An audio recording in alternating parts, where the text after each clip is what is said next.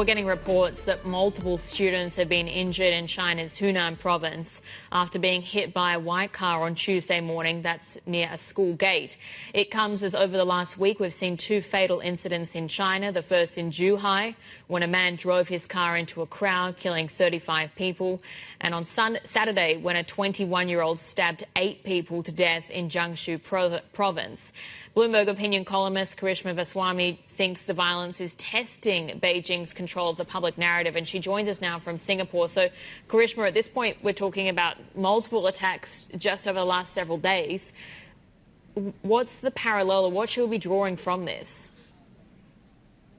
Yeah, Annabelle, just to say the report or, the most recent incident that you were speaking about just moments ago, to give you details that's come in from Xinhua, the state news agency, and very sketchy details at this point in time, given the fact that the situation is as fluid as it is. But just to tell our audiences that what is being reported by Xinhua is that multiple primary school students in Changde, Hunan province, have been hit by a white SUV this morning near the school gate.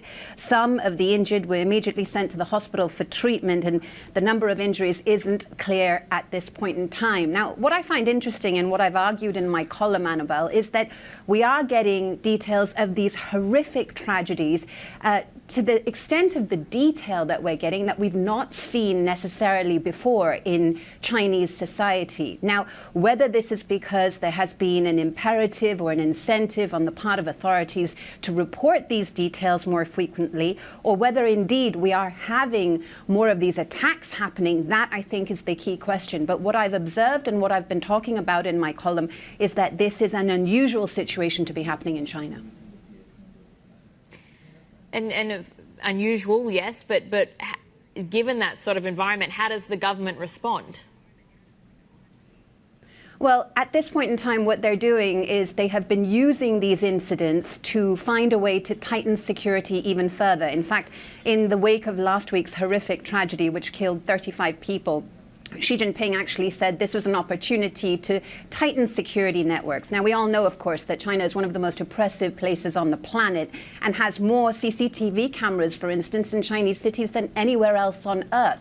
Each time the Communist Party uses an incident like this to, in fact, put in more surveillance over its citizens. But is it keeping people safer? Now, I have to say that when you talk to Chinese people or look at the data about public security and public safety perceptions, China does pretty well. But this data is also often used to justify the degree of control that the Communist Party needs to continue to exert its authority over its citizens.